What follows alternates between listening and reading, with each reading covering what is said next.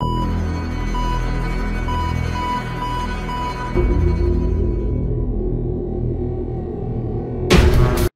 what is up, Crockxen clan members, Poker fans, and others who are upon this video? I'm SoresanCrockxen, and today I'm going to be doing another X and Y episode review. And I'm pretty sure it's 47, 49. I have no idea. I'm so out of it. I'm really tired right now. I thought that since it was vacation time, I was actually going to get some vacation.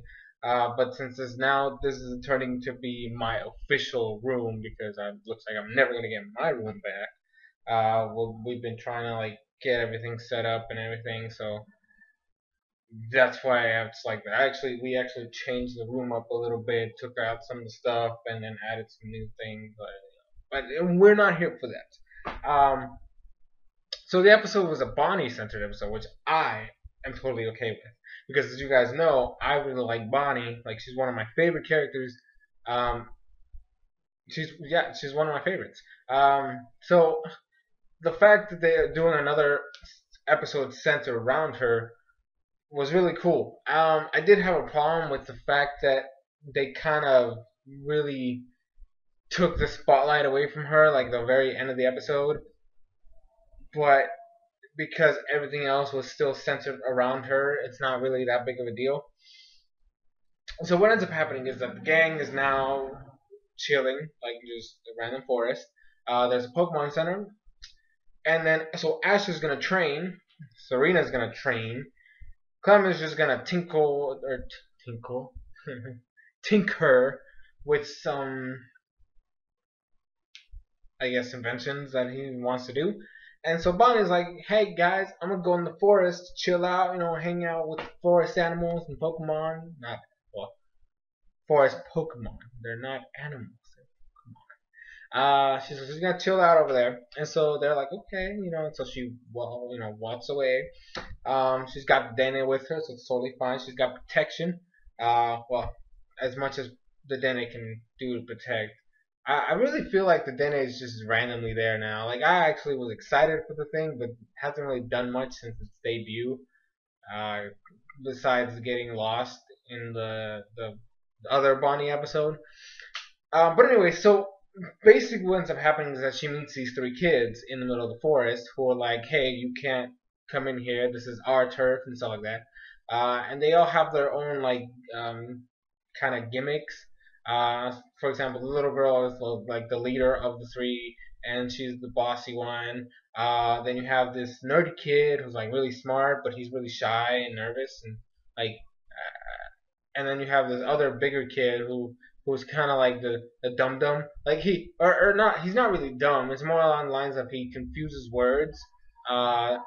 He says something that sounds somewhat similar to what he's trying to say, but it's not the actual word. So the nerd kid has to correct him on it. And then he's like, oh yeah, and then he says the real word. It's words that are similar in letter wise, when it's written down, they're somewhat similar. Maybe that's one or two letters off, but they have completely different meanings. So you have to make sure you say the opposite one. And so Bonnie's like, hey, you can't own the forest. This is the forest, okay? People can't own the forest, which they technically can't. People can own a forest if they want to. People do buy whatever the heck they want these days. But she's making a valid point. She's a very smart girl, which is one of the things I really like about her. And the fact, Clement is a genius, for Christ's sake. At least have that rub off a little bit on Bonnie. So I kind of like the fact that she's very light, kind of level-headed, and she's actually pretty smart. So she deduces a lot of stuff, and she actually says stuff that you wouldn't expect a little girl her age to be saying. But she's like, yeah, you can't own the forest, okay? This forest belongs to everybody, which is it's technically true. And they're like, oh, all this stuff, and then the leader, she's kind of an airhead. So she's the leader, but she's also mildly an airhead. So she actually basically blurts out what the heck they are. So they're the Lapras Defense Force. And so Bonnie's like, oh my gosh, you guys there's a Lapras nearby? And they're like, whoa, how did you know there's a Lapras? And she's like, well, you just said you're the Lapras Defense Force, so it would be, kind of normal to assume there's a Lapras nearby, and they're like, you're a smart girl. And then the big kid's like, you know what, maybe it'd be a good idea to have her on our team. And they're like, yeah, yeah. And so they're like, oh, fine, I guess we'll recruit you. And she's like, so what's your name? And then, which this is customary, okay? This is supposed to be how it's supposed to be done. You introduce your I can't even talk right now. You introduce yourself first, and then you get the person's name back. And that's basically what Bonnie says. Technically, you're supposed to say your name first and then ask for mine. And she's like, oh, right. And so she says her name, and then the other two say their names, and she's like, well, I'm Bonnie, and this is the Dana. And she's like, the Dana kind of climbs out and hangs on her arm. And so they basically go meet Lapras, which is in like this little like, it's not really a lake. It's more like just a water, like a big watering hole. It's just basically just a spot of land that's just cratered in with water, and then it has like a river that's leading out of it, or a stream that leads to a river that leads to the ocean. That's kind of how, but it's like it's secluded in the forest. And so when they explain the story of how Lapras is even there, apparently there was a big storm one night, and then like the three kids ended up going into the forest, and they saw this huge trail, like just a track. This is basically the ground was kind of like something had slid across it, and so they followed the track, and they end up seeing the place, the little watering place. And it's kind of foggy and stuff like that. So like the little nerd kid is like getting scared, and then like, oh, maybe we should get out of here.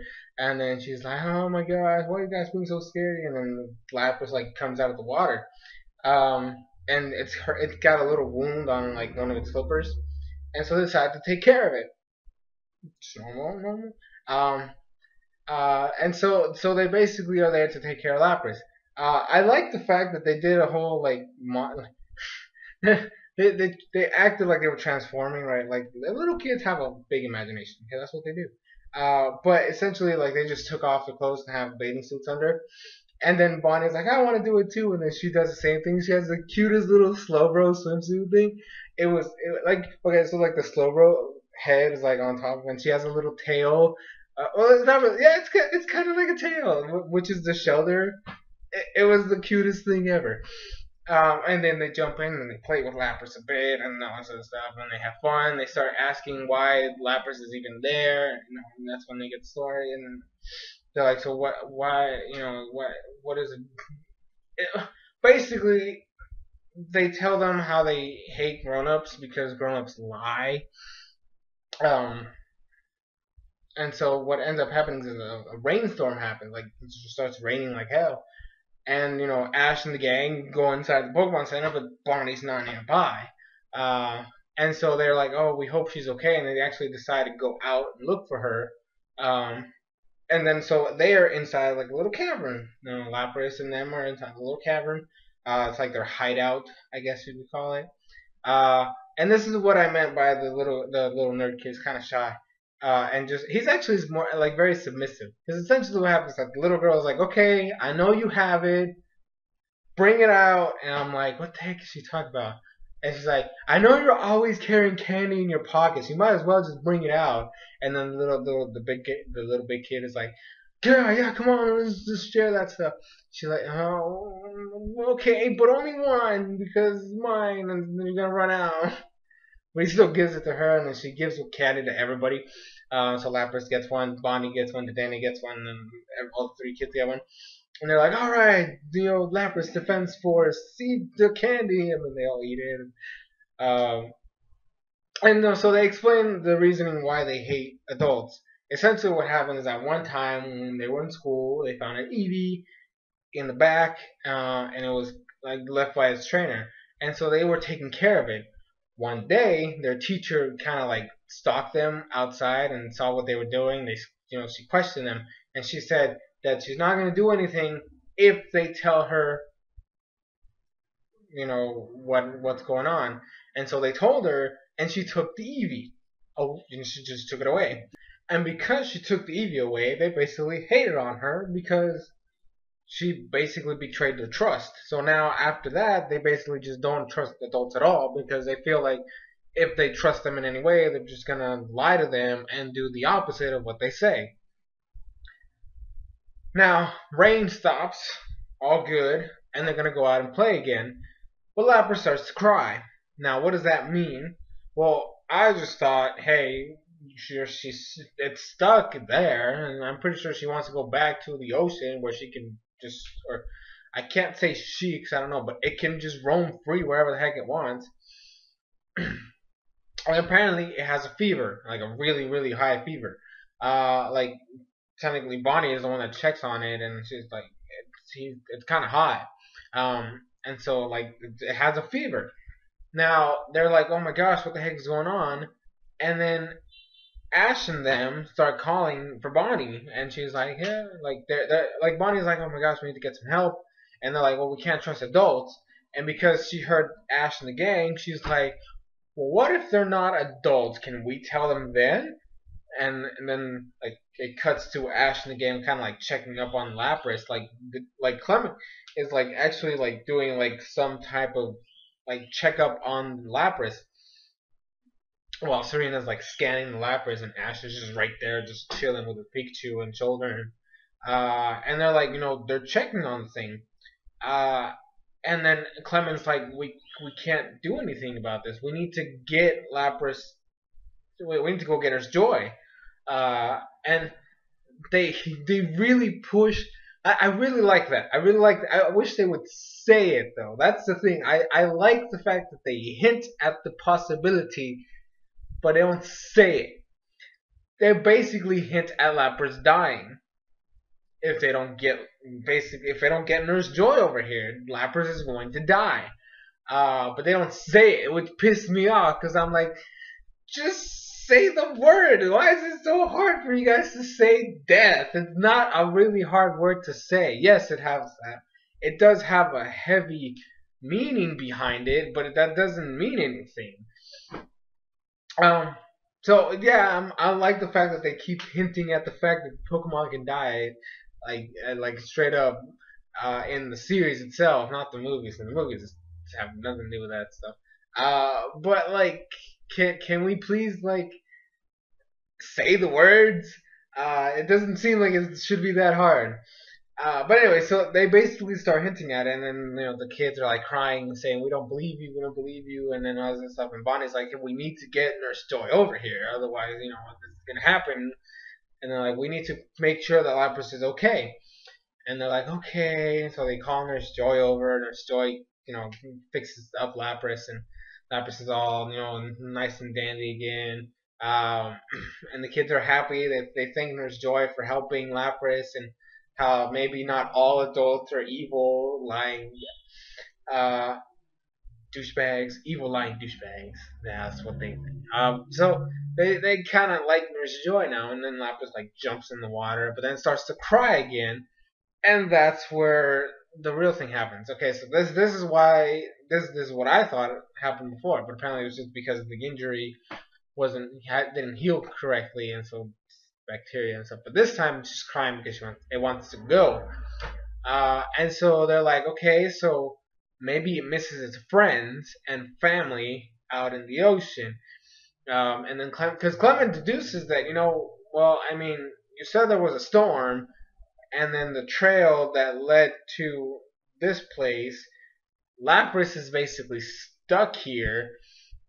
I mean, why not just take it back to the ocean? And the little kids are crying, they're upset again because they don't want to let go of Lapras because, it's their dear friend and they've been taking care of it and all this stuff.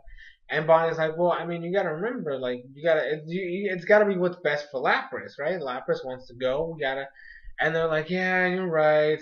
And I'm like, so they're gonna help Lapras go. Like, basically, they're like, this is a job for the Lapras defense squad. Force, and then they're like, okay, so we're gonna go take Lapras, and then Serena on her little handy dandy electronic map, because it's really amazing. She's like, okay, so this is what I meant earlier. So basically, it's like this is right here. It leads to a stream that leads to a river that leads to the ocean. They're gonna guide it that way. and they're gonna go. They start going, down following the water, and there's a giant boulder. Now I want to say this because I feel like I have to. Ash sends out Froakie, fine, and he sends out Froakie and Halucha, fine. Clement sends out Chespin and Luxio, fine. Why the heck does Serena use Fennekin? There's a giant boulder in the way. Why not just send out Pancham? That would have been a much easier thing to do. Like, I'm just saying, it would have been a lot easier to have Pancham be the thing that helps break the boulder, not Fennekin. And so here's another thing. So you have Cut on Froakie, you have High Jump Kick on Halucha, you have Luxio using Wild Charge, which I have no idea where the heck that came from.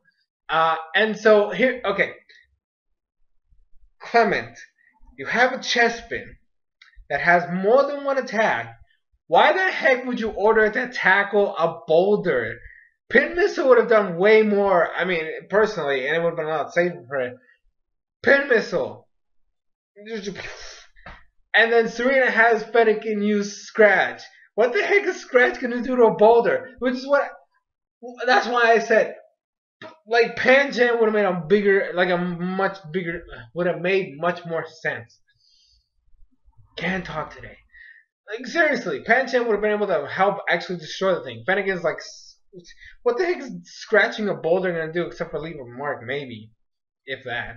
And so, but they break the boulder and then they continue downstream, and then they reach the river, which is gonna lead them to the ocean. And they're like, okay, let's go. Unfortunately, when they get to the river, Team Rocket shows up, and not full Team Rocket because it's just Jessie and Meowth. And so Ash and them were like, okay, we got this. They're gonna fight that. They're gonna fight them, and then Bonnie and the rest of the little kids, the Lapras Defense Force has to go take Lapras to the ocean. That's their job while they deal with Jessie. And they're like, okay, which I was like totally cool with. Again, the episode centers around Bonnie. Let's keep the focus on Bonnie. Have that be the main thing. So I'm glad that we kind of got away from Ash and them. I mean, yeah, it would have been nice to see how they lose because, I mean, spoiler, they somehow, or they either lose or Jessie gets away because they get stopped by James, who randomly shows up with NK, and I'm like, okay, so this is what I meant by I have a problem with the end part surrounding Bonnie. Bonnie has a Pokemon, okay? Its name is Dedenne. It's technically Clement's Pokemon, but it's still, like, who's taking care of Dedenne? Bonnie is. Bonnie knows Dedenne's moves. Why not battle? Like, it would, I don't know why, I thought that would have made, I mean, like, I don't have a problem with the episode, right? I don't have a problem, like, it doesn't bug me a lot, but I think it would have been a lot cooler if Bonnie would have been like, I got this, guys, and then she commands she commands Dedenne to use some of its moves because it has attacks and Bonnie knows them. Or maybe have it use Nuzzle. I mean, she's been watching Ash and Clement and Serena doing stuff for basically the entire series. She's a smart girl. She should have some basis of how to do a battle. The point is that James kind of gets in the way, and then they kind of team up against Lapras, and then its parents show up and just start attacking Team Rocket, which was kind of cool.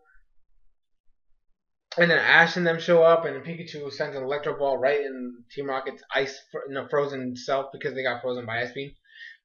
And they go flying off, and that's basically how it ends. They say goodbyes. It's very emotional, very touchy-feely, and then they go. And then the goodbye, Bonnie says goodbye to the kids, and then that's basically it. Which was it was a nice episode. It was a nice episode. I like the fact that it was Bonnie centered because, like I said, I really like Bonnie as a character. I like her more than some of the other, and she's really getting to know development most of the time. But I mean, it was nice. It was a nice change of pace. I really liked it. And I seriously can't wait. I don't know what next week's episode is. That's the weird part because I was like, because it could be the Serena episode, right, where it's her training for the performance, or we could get the I don't know if they're even gonna air it over here. We could get the Scrub episode or the Mega Evolution Special 2. I have no idea which one it is. So there's three options right there. But anyways, guys, that's basically going to be it for this review. Thank you guys so much for watching. Again, I want to apologize for it being so late. I actually don't know if I apologized beforehand, but I want to apologize for it being so late. It's just chores and other stuff and just trying to get everything ready here. Like I said, I hopefully from now on I can get something done ahead of time and not have to worry about any of this. But anyways, guys, thank you guys so much for watching. As always, links to the episode in the description box below. Excuse me, in case you guys have missed it. And don't forget to leave your thoughts and comments in the comment section down below. I'm SoresanCrockxen, and I'll see you guys in future videos.